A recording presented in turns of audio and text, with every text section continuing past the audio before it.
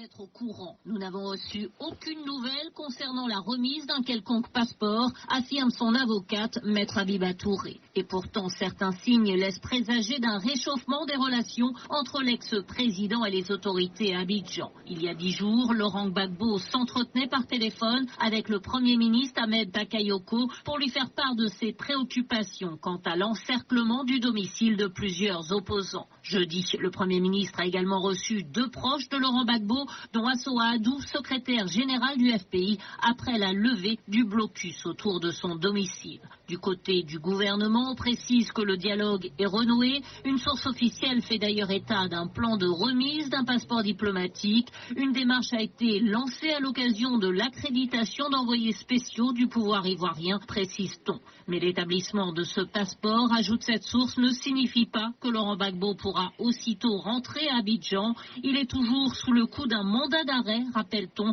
dans l'affaire dite du braquage de l'Agence nationale ivoirienne de la Banque centrale des États de l'Afrique de l'Ouest.